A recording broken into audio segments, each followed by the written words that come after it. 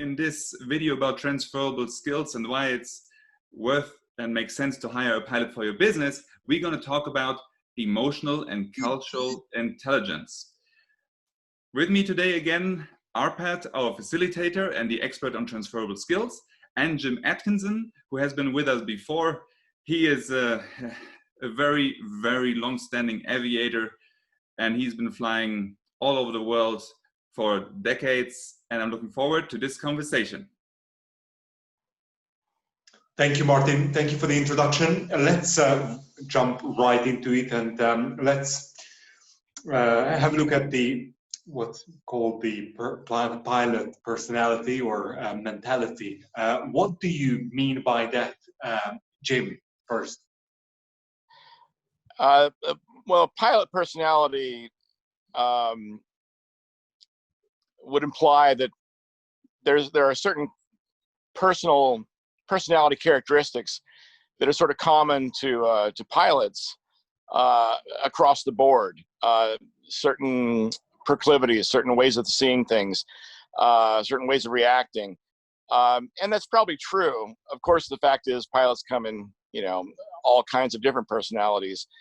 But when I think of the pilot personality, I think of someone who's very procedural, someone who follows the rules, and someone who has a lot of self-discipline, which is necessary to do their job, to stay up on all the information they have to stay up on, and to practice good procedures, best practices in the cockpit to maintain safety.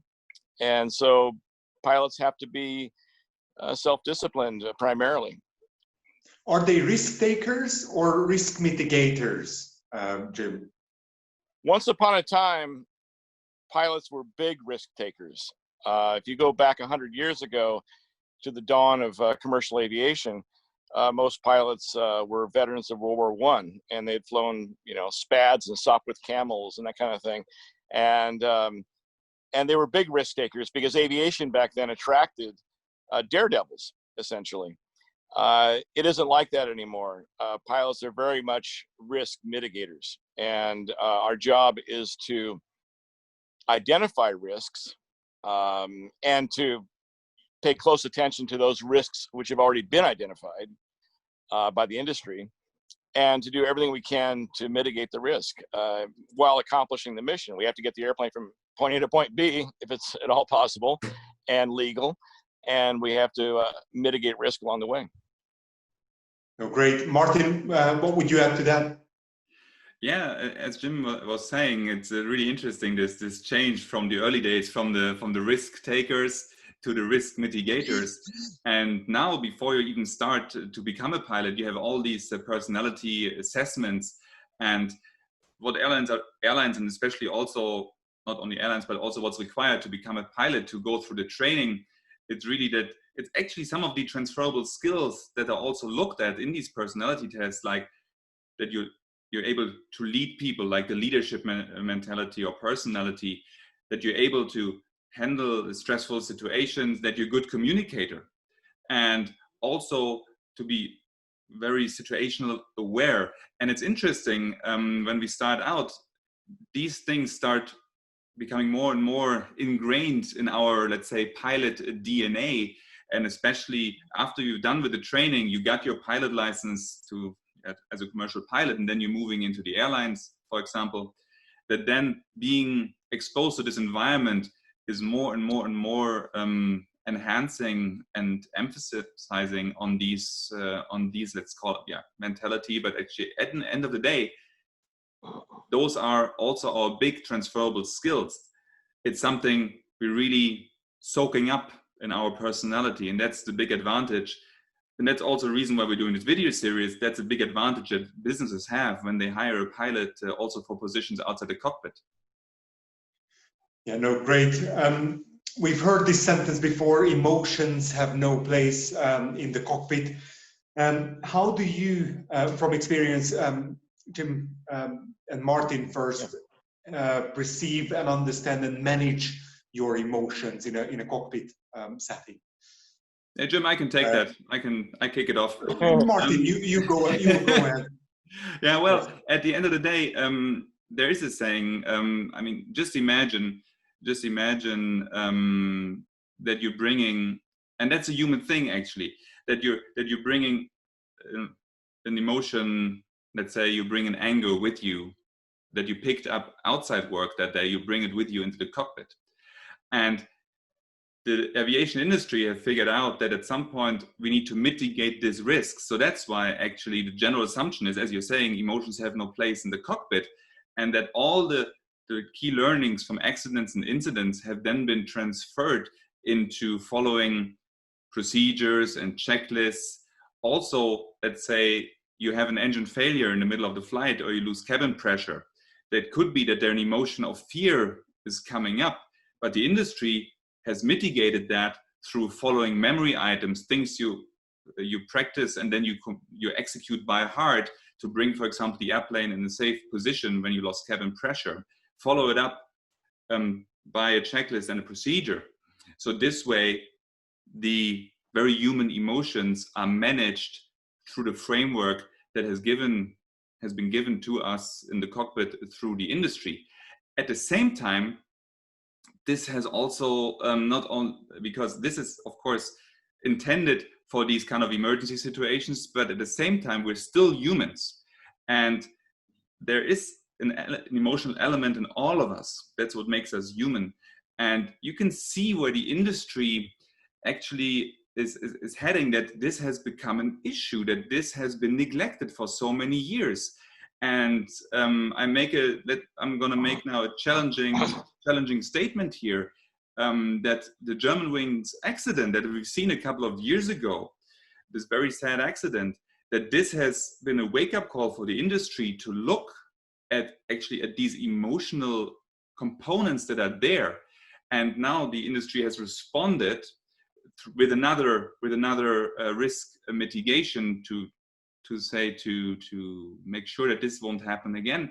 At the same time, from my perspective now, from cockpit coaches, what we can see is that pilots really, because they have been exposed so long in this kind of emotion-free environment that's called the cockpit, that they're actually lacking on emotional intelligence and how to deal with emotions. And that's what we're doing with cockpit coaches. The majority of our work, what it comes down to basically teach pilots to manage their emotions, to increase their emotional intelligence. And right now, these emotions are triggered through the massive furloughs and layoffs that pilots are facing.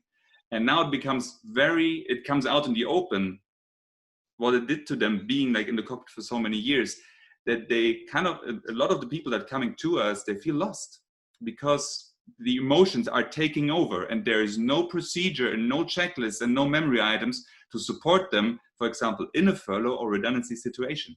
Yeah. Now I spoke for like 5 minutes. Jim, do you have something to add on to that? No, it's all true. Yeah.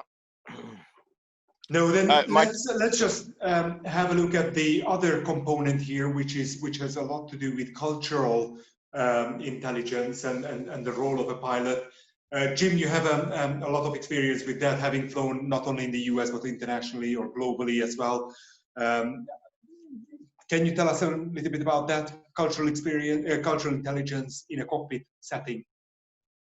Well, I went from working almost 20 years, well, actually over 20 years in scheduled airline work in the United States as a pilot, to moving to Europe 15 years ago and flying for a very large low-cost carrier, which was growing in Europe. And I went from sharing the cockpit with colleagues who essentially shared my own culture. Maybe not entirely, they were a different part of the United States than I was from, but we were all Americans, most of us anyway, 95% of us. I went from that to the opposite. About 95% of the pilots at the airline I was working at in Europe were from other countries. from diverse countries, and did not speak English as a first language.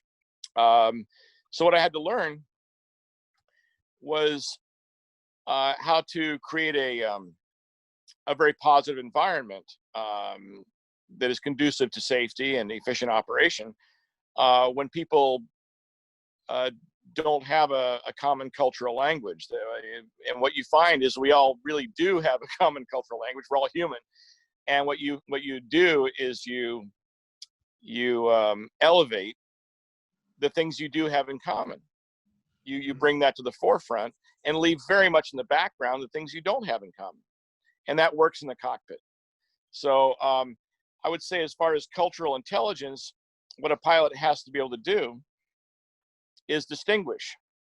And it's distinguish between what things I have in common with this person versus what I don't have in common, and to stress what we have in common. That's great. Martin, why do you think cultural intelligence plays an important role when it comes to commercial pilot? What would you add to that? Yeah, as Jim was already pointing out, it's so important that the communication, for example, and across different nationalities, because we also have every nation, when you grow up in Germany, for example, like I did, it's different than if I would grow up in Italy, for example. So you're growing up also in your culture, right? And that for example, if I say something in German, I might be perceived by, like, say, for example, by an Italian as very direct. Even that might be even perceived as even confrontational, even though I just want to, like, this is how I grew up. For example, it's so important to be aware of these differences from the different cultural perspectives when it comes to communication, but also when it comes to decision making. Is it, like, for example, when you have like the let's say the leadership gradient in the cockpit, the difference between the authority gradient between captain and first officer, if there's a different culture. So let's say I'm flying with a first officer who's coming from a culture where I know that he's less likely to speak up if I'm the captain, make a mistake. So then I know, and I can encourage him to really speak up when he sees something and to really ask for this feedback. So it's really important to know the background, so where somebody is from, to already integrate that in your daily operation, to encourage feedback, to open up this communication stream. And also when it comes to decision making. And I'm curious, because Jim, you've been flying in Asia for some years as well, and it's a completely different environment there. How was that for you, flying in Asia compared to, let's say, flying in Europe or the US, because it's a different cultural background with the people you flew with? Well, Asia, I hate to say it, but we all know it. Asia is famous for not having good CRM. This is simply one of the characteristics that we see over and over again, that we've seen historically in the Asian airlines, is that CRM is particularly lacking. And the reason for that is there's a lot of hierarchy in the cultures in Asia. It depends on which culture. Some are different. You know, there's varying levels of concentration on hierarchy. I was flying in China, and obviously the concentration on hierarchy in China is off scale. You just can't imagine if you haven't been there. The entire country, because it's under totalitarian control, is based on hierarchy. And at each level of the hierarchy, from the very top to the very bottom, you have someone controlling you and someone below you that you control. And that's how the society is set up. In the cockpit, that doesn't work so well. And so what they do in order to stay safe is they simply stick to procedures. They essentially fly like robots. You do not vary from flight to flight from your procedures at all. You just try to stay as robotic as possible. And in this way, as long as the airplanes are kept in good shape, and as long as air traffic control follows their procedures, generally speaking, well, we've seen the safety is pretty good in China right now. It wasn't before, when they were relying on CRM, which they didn't have. But I would say that overall in Asia, it's going to be a long time before you see a really open kind of communication in the cockpit. A leveling of the cockpit where you have captain and first officer able to communicate openly. But in the meantime, what they have is just very, very strict procedures. Mm. Mm. Mm.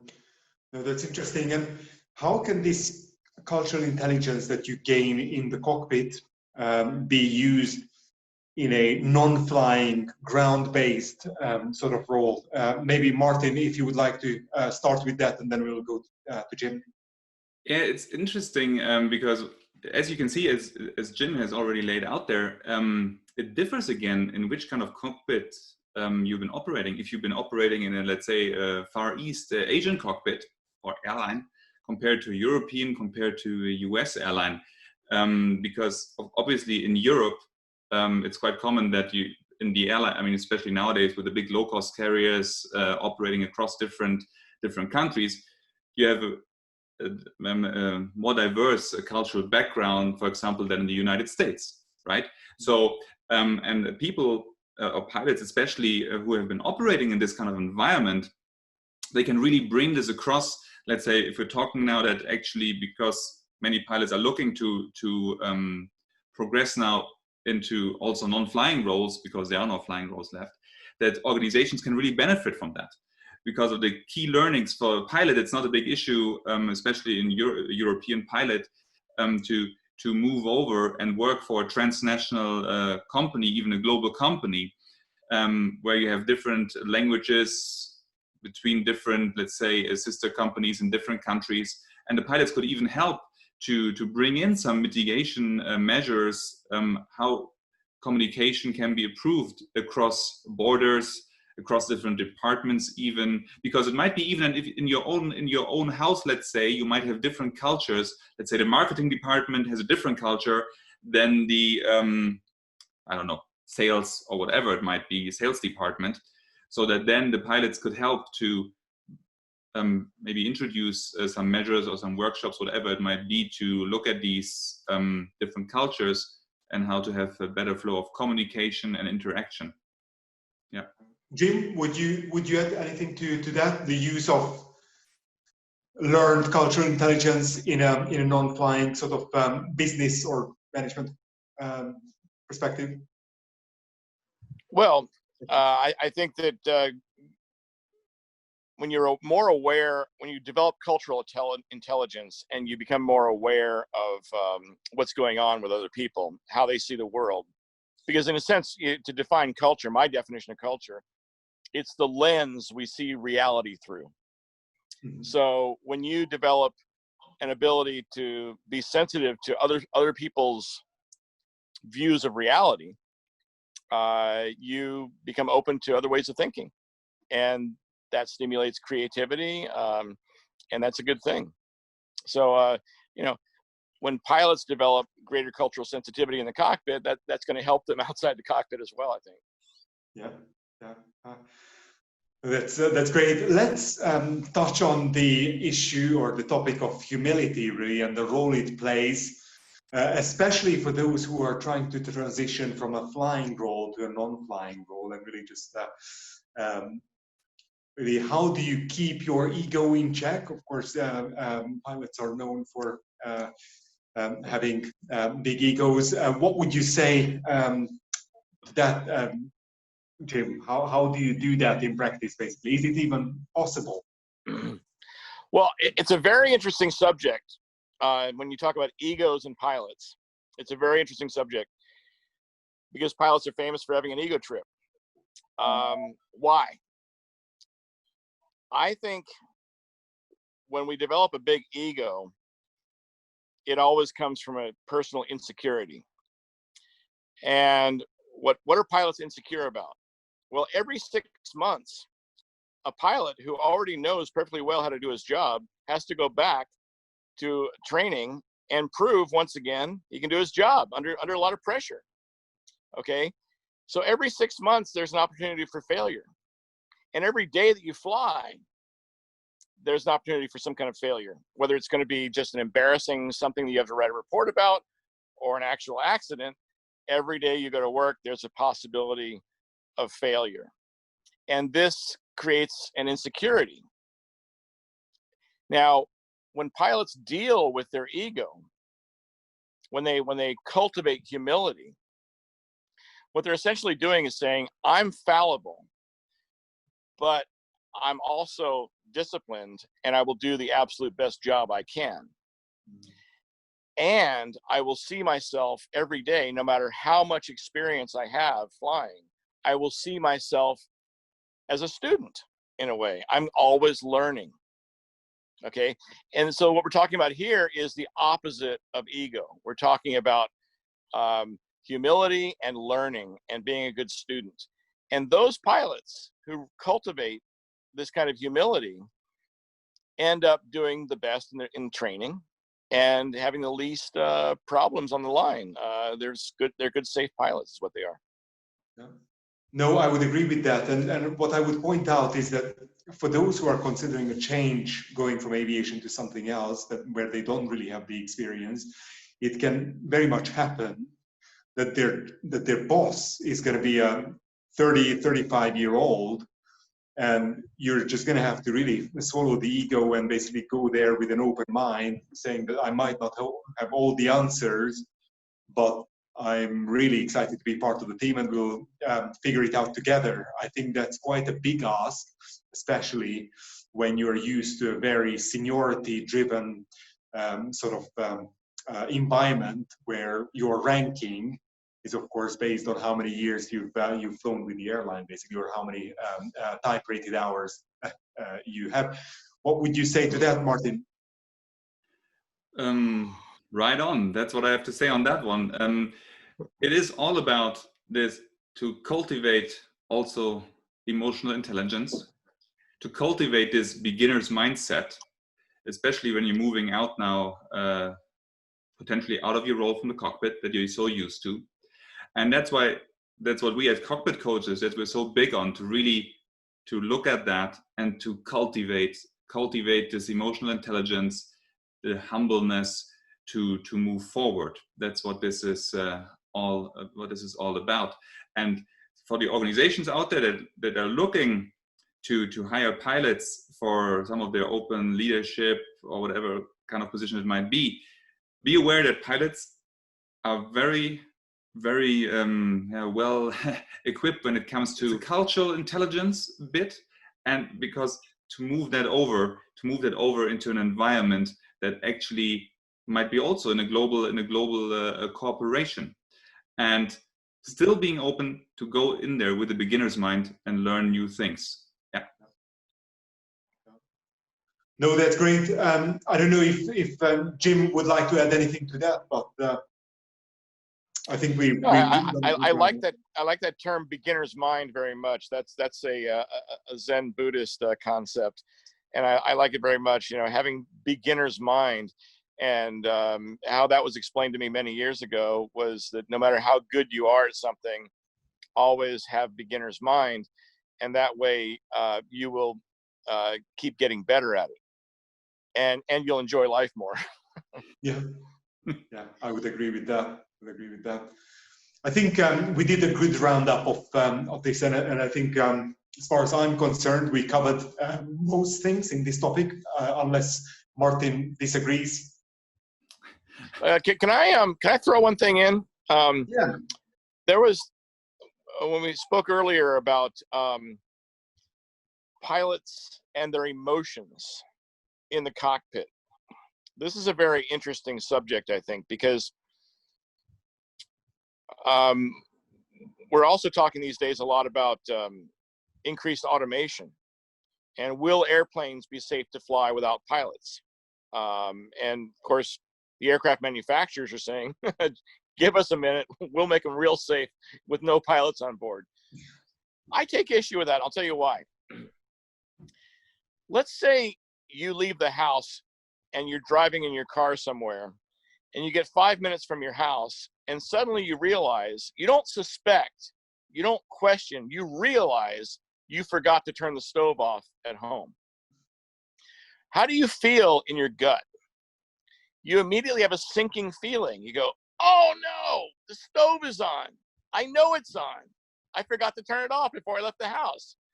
And you go back, okay? That sinking feeling that hits you in the gut, it's not in your head, it's in your gut. You feel it. This sinking feeling is actually something we talk about in CRM, Cockpit resource management in aviation, because that sinking feeling is what safety scientists in aviation have identified as something that's important in safety. That when a pilot is flying and has a sinking feeling in the stomach, there usually is something up, okay? So a pilot's emotion is sort of acting like a master caution warning. And now it's the pilot's job to figure out what it is that isn't working so he can get rid of that sinking feeling. And in CRM, this is what we're taught, is whatever it is you're doing, when you get that feeling, give it a new thought, okay? Yeah. Rethink, because you're probably missing something. Now, here's the thing. When a computer is flying an airplane, a computer is simply going to follow its program. Computers don't get a sinking feeling in their gut. They're just going to fly it into a mountain if the program sends them into a mountain. Now, you can put in all the safety features you want, and they'll probably work, most of them. But when something overly complex happens, a computer is not going to have that sinking feeling. And that's why I want a human being in the cockpit. I think, Jim, this is a good one. I think, Jim, you just opened up a new topic for us, which I would like to expand more. I think we just generated another conversation we're going to have around that one. For today, thank you everybody for being with us, talking about emotional and cultural intelligence. And we see you next time with Jim when it comes about removing the pilot from the cockpit and flying on automation only.